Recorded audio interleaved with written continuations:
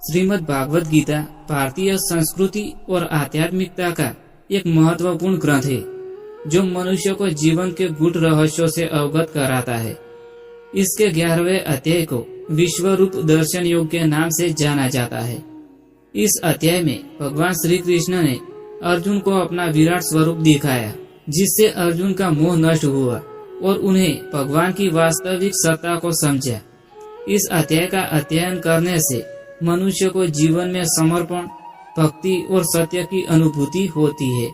जय श्री कृष्णा दोस्तों, स्वागत है आपका अपनी इस YouTube चैनल में और आप देख रहे हैं मोटिवेशनल एंड स्पिरिचुअल ज्ञानवर्धक वीडियोस। दोस्तों, आज के इस नए वीडियो में हम आपको श्रीमद् भगवत गीता के 11वें अध्याय का लाभ और महत्व समझाने वाले हैं, जिसे अच्छे से सुनना और समझना। दोस्तों, इस ज्ञान से आपके मन को शांति और दिल को सुकून मिलेगा और इस ज्ञान से आपके सारे सवालों का जवाब भी मिलेगा। तो चलिए शुरू करते हैं इस दिव्य यात्रा को। श्रीमद् भगवत गीता के इस अध्याय की शुरुआत अर्जुन के जिज्ञासा पूर्ण प्रश्न से होती है। अर्जुन ने भगवान से अनुरोध किया कि वे अपने वास्तविक स्वरूप को प्रकट करें। अर्जुन की यह जिज्ञासा उनकी आध्यात्मिक उन्नति की ओर संकेत करती है। भगवान श्री कृष्ण ने अर्जुन को दिव्य दृष्टि प्रदान करके उन्हें अपना विराट स्वरूप दिखाया। इस स्वरूप में उन्होंने अनेक मुख, नेत्र, हाथ और अद्भुत तेजस्वी आभा धारण की थी। इस अद्वितीय दर्शन को देखकर अर्जुन स्तब्ध रह गए और उनकी भक्ति की भावना और प्रबल हो गई। अर्जुन का अनुभव, अर्जुन का विस्मय और भय। भगवान का यह रूप देखकर अर्जुन अत्यंत विस्मित हो गए और उन्हें भगवान की अनंत शक्ति का आभास हुआ। संसार में होने वाले सभी कार्यों का केंद्र श्री कृष्ण ही है। भगवान ने अर्जुन को यह समझाया कि सभी जीव उन्हीं से उत्पन्न होते हैं और उन्हीं में विलीन हो जाते हैं। अर्जुन का संपूर्ण समर्पण और भगवान से क्षमा की प्रार्थना। इस विराट स्वरूप को देखकर अर्जुन भगवान से क्षमा मांगते हैं और अपनी शरणागत भाव को प्रकट करते हैं। दोस्तों, अब हम आपको 11वें अध्याय का आध्यात्मिक और व्यावहारिक महत्व समझाते हैं। पहला महत्व है आत्मसमर्पण का संदेश। भगवान श्री कृष्ण ने अर्जुन को यह समझाया कि सच्चे समर्पण से ही मोक्ष की प्राप्ति संभव है। जब मनुष्य अपने अहंकार और संदेह को त्याग कर संपूर्ण रूप से भगवान की शरण में आता है, तभी वह वास्तविक आनंद और शांति का अनुभव कर सकता है। दूसरा महत्व है सच्ची भक्ति का स्वरूप। इस अध्याय में यह स्पष्ट किया गया है कि भक्ति केवल बाहरी आडंबर नहीं है, बल्कि वह आत्मा की गहराई से उपजी प्रेम और श्रद्धा की भावना है। जब मनुष्य अपने जीवन में भगवान के विराट स्वरूप को स्वीकार करता है, तो वह अपने व्यक्तिगत स्वार्थों से ऊपर उठ जाता है। तीसरा महत्व है धर्म और कर्तव्य बल का। अर्जुन के मन में युद्ध को लेकर जो संदेह उत्पन्न हुए थे, वे भगवान के इस उपदेश से दूर हो गए। उन्होंने समझा कि उनका कर्तव्य धर्म के अनुसार कर्म करना है और भगवान ही इस सृष्टि के आधार है। इससे हमें यह सीख मिलती है कि हमें अपने जीवन के हर कार्य को धर्म और सत्य के अनुसार करना चाहिए। इस अध्याय को पढ़ने और मनन करने के लाभ।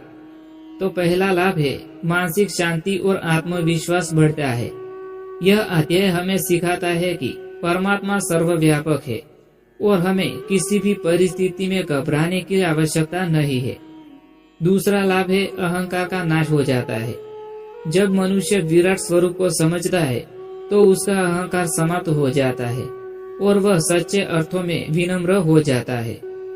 तीसरा लाभ है भक्ति की भावना प्रबल होती है। इस अध्याय के अध्ययन से व्यक्ति की भगवान में आस्था बढ़ती है और वह जीवन में अधिक सकारात्मक दृष्टिकोण अपनाता है।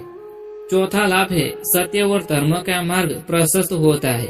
जब व्यक्ति यह समझता है कि भगवान ही इस सृष्टि के आधार है, तो वह अपने कर्मों को धार्मिकता और नैतिकता के आधार पर करता है। दोस्तों, इस ज्ञान से जुड़ी हम आपको एक प्रेरणादायक कहानी सुनाते हैं, जिसे अच्छे से सुनना और समझना। कृष्णपुर नामक एक छोटे से गांव में एक युवक रहता था, जिसका नाम आरव था। वह बुद्धिमान, परिश्रमी और जिज्ञासु था, लेकिन उसके मन में हमेशा एक प्रश्न रहता था, जीवन का वास्तविक उद्देश्य क्या है। वह कई संतों और विद्वानों के पास गया, परंतु उसे संतोषजनक उत्तर नहीं मिला। एक दिन किसी ने उसे हिमालय में रहने वाले एक संत स्वामी वेदांतानंद के बारे में बताया। कहा जाता था कि वे गीता के गूढ़ रहस्यों को सरलता से समझाते थे। आरव ने निर्णय लिया कि वह संत से ज्ञान प्राप्त करेगा। जब वह स्वामी वेदांतानंद के आश्रम पहुंचा तो उसने उन्हें प्रश्न पूछा कि गुरुदेव, मैं यह समझना चाहता हूँ कि जीवन का उद्देश्य क्या है और हम अपने कर्तव्यों को सही ढंग से कैसे निभाएं। स्वामी वेदांतानंद ने मुस्कुराते हुए उत्तर दिया, तुम्हारा उत्तर श्रीमद् भगवद गीता के 11वें अध्याय में छिपा है। यदि तुम इसे समझ सको तो तुम्हारे सभी प्रश्नों के उत्तर मिल जाएंगे। गुरुदेव ने आरव को एक गुफा में ध्यान करने को कहा और कहा कि यदि वह सच्चे मन से प्रयास करेगा तो उसे उत्तर मिल जाएगा। आरव ध्यान में बैठ जाता है और धीरे धीरे उसकी चेतना परिवर्तित होने लगती है। अचानक उसने स्वयं को एक विशाल प्रकाश के समक्ष पाया। चारों ओर असंख्य ब्रह्मांड, ग्रह, नक्षत्र और देवता दिखाई देने लगे। उसे लगा कि वह समय और स्थान से परे किसी दिव्य ऊर्जा के संपर्क में है। उसे एहसास हुआ कि जो कुछ भी संसार में हो रहा है वह बस एक ही शक्ति से संचालित हो रहा है। यह विराट स्वरूप स्वयं भगवान श्री कृष्ण का था। उसकी आंखों से आंसू बहने लगे और उसके भीतर का सारा अहंकार मिट गया। जब आरव ने अपनी चेतना वापस पाई तो उसने देखा कि स्वामी वेदांतानंद उसके सामने खड़े थे। गुरुदेव ने पूछा, वत्स, अब क्या तुम समझ गए कि जीवन का वास्तविक उद्देश्य क्या है?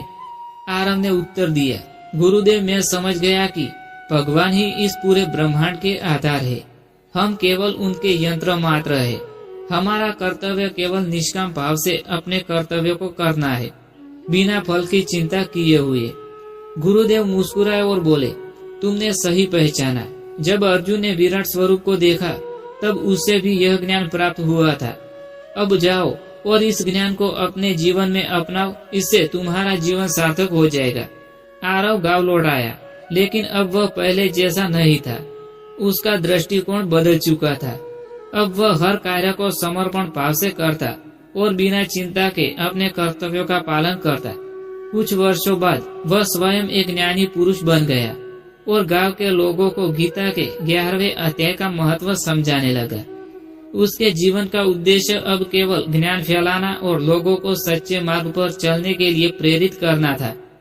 जो व्यक्ति भगवान के विराट स्वरूप को समझ लेता है उसका अहंकार समाप्त हो जाता है और वह निस्वार्थ भाव से अपने कर्तव्यों का पालन करता है।